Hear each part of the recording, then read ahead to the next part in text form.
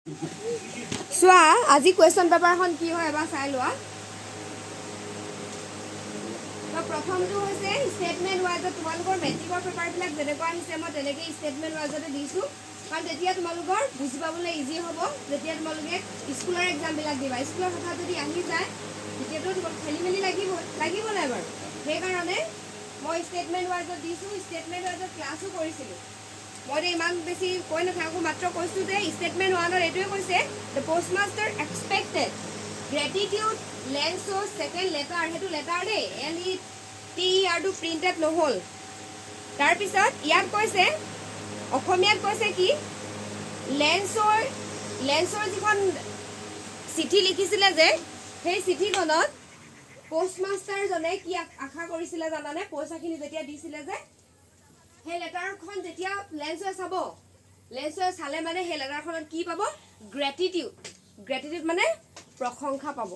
মানে তেওঁ বহুত বেছি মানে তোমাৰ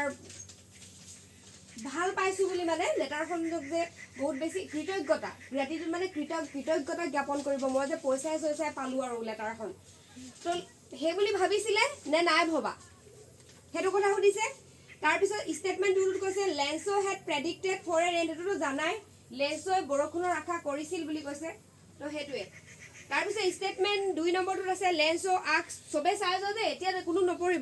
নকৰিবা কিবা লিখিবলৈ আছে পেপাৰখনতে লিখা কোনো কথা নাই পেপাৰখন নিজৰ Lencho' asks God not send him the money by post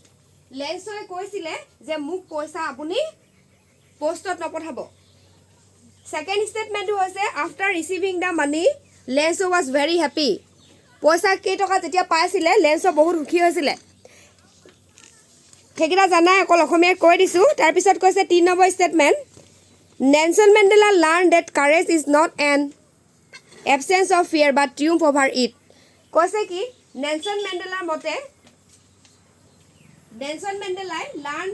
শিকিছিলে that courage সাহস এইটো নহয় য'ত ভয় নাথাকে গম পাইছেনে য'ত ভয় নাথাকে বাট ট্ৰিউম্ফ অভাৰ ইট মানে ভয়ক জয় কৰাটোহে হৈছে আচল সাহস সেইটো বুলি কৈছে ছেকেণ্ডটো কৈছে নেলছন মেণ্ডেলা তোমালোকে মই কি কৈ গৈছোঁ তেতিয়াই অসমীয়াত বুজি পাইছে নহয় ট্ৰু টি বা ফলছ এনেকৈ লিখি ল'বা দেই ছাইডত পটককৈ লিখি ল'বা কাৰণ মই আকৌ বুজাই নাথাকোঁ আৰু নুসুধিবা মোক Nelson Mandela overwhelm with the sense of literature Nelson Mandela বহুত বেছি অভিভূত হৈছিলে বিমোহিত নে অভিভূত বুলি কয় যে সেইটো তোমাৰ মানে তেনেকুৱা শব্দটা অভাৰৱেল মানে গম পাইছে তোমালোক ক্লাছত কৈ থাকোঁ মই অভিভূত হৈছিলে তো কিয় হৈছিলে কাৰণ সেইদিনাখন আছিলে এটা চেঞ্চ অফ লিটাৰেচাৰ এটা সাহিত্যৰ দিন আছিলে সাহিত্য উৎকৰ্ষৰ এটা দিন আছিলে বুলি কৈছে হয় জানো সেইটো তাৰপিছত কৈছে 4 নম্বৰ ষ্টেটমেণ্টটো the first democratic election held in South Africa in 1994 সেইবিলাক তোমালোকে জানা আৰু তাৰপিছত লিখিয়ে যাবা আৰু কি দেই নেলছন মেণ্ডেলাই কি কৈছিলে নেলছন মেণ্ডেলা ছেকেণ্ডটো কৈছে নক্সে চিগলে চাং বাই ব্লেক আফ্ৰিকানছ কলা আফ্ৰিকানখিনিৰ দ্বাৰা নক্সে চিগলে গোৱা হৈছিলে এতিয়া ষ্টেটমেণ্টখিনি শেষ হৈছে কুৱেশ্যন নম্বৰ 2 আহিছে কোনটো কাৰেক্ট হয় বাচিবলৈ দিছোঁ আণ্ডাৰলাইন ৱৰ্ড চাই যোৱা চবেই choose the correct meaning of the underline word solitary মানে কি ছচিয়েবল নে লনলি নে ফ্ৰীডম একেবাৰে শেষতো ফ্ৰীডম হয় দেই এইটো চাবা ফ্ৰীডমটো এম হয় সেইটো ফ্ৰীডমৰ সেইটো am my boyhood freedom was illusion মানে কি ৰিলেক্সেশ্যন হয়নে টায়াৰ্ড হয়নে something is real but not সেইটো হয় কোনটো হয় তাৰপিছত আছে C man goodness is a flame that can be never extinguished তো এক্সটিংগুইছ মানে কি পুট আউট নে ষ্টাৰ্ট আউট নে ইগনাইটেড সেইখিনি কৰাই আছিলে ইমান ধুনীয়াকৈ এতিয়া আহিলে কবিতা ছেকশ্যন বি ইয়াত আছে choose the word who is the same underline একেই বুজোৱা শব্দটো অৰ্থ লিখা ভিভিড মানে কি ডাল নে ব্ৰাইট নে faded he should be snarling মানেনো কি প্ৰে নে ৰানিং নে এংগ্ৰি অ'কে এংগ্ৰি লগত চাউণ্ড এটা আছিলে দেই এংগ্ৰি চাউণ্ড বুলি আছিলে এংগ্ৰি চাউণ্ডটো কাৰোবাৰ আছেনে আছে এংগ্ৰি চাউণ্ড হয় সেইটো দেই এংগ্ৰি বুলি আছে চাউণ্ডটো লিখি দিয়া হা অঁ এংগ্ৰি চাউণ্ড ইয়াত লিখাই আছেচোন কি হয় এইকেইটা মই কৈ নিদিওঁ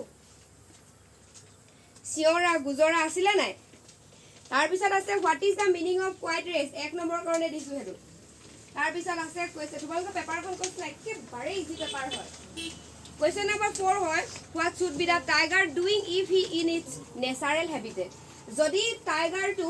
হাবিত থাকিলেহেঁতেন নেচাৰেল হেবিটত থাকিলেহেঁতেন তেতিয়া কি কৰিলেহেঁতেন সেইটোতো গোটেই পাঠটোতে সেই কাহিনীটোকে কৈ আছে সি যদি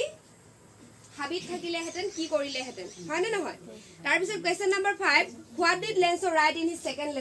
লেটাৰখনত কি লিখিছিলে তো জানাই হয়নে নহয় তো পইচা নেপালে যে নোপোৱাৰ কাৰণে কি লিখিছিলে জানাই আৰু হয়নে তাৰপিছত কৈছে 6 নম্বৰটো লেন্সৰ অন্তৰখন দুখেৰে ভৰি পৰিছিলে কিয় বাৰু 2 নম্বৰৰ কাৰণে আছে কিয় দুখেৰে ভৰি পৰিছিলে জানাই কিয় কুৱেশ্যন নম্বৰ 7 আছে কি what created a deep and lasting wound in south Africa কোনটো প্ৰচেছে সাউথ আফ্ৰিকাত বহুত এটা ঘাঁহৰ সৃষ্টি কৰিছিলে যিডোখৰ ঘাঁহ বহুত বেয়াকৈ লাগিছিলে যিডোখৰ শুকোৱা নাছিল গম পাইছা নাই তো তোমালোকে সেইটো লিখিব লাগে সেইটোতো মই সিদিনা কৈছিলোৱে মই দিম বুলি 8 নম্বৰটো হৈছে where did ceremony take place ceremonyটো ক'ত হৈছিলে তাৰপিছত কৈছে why did the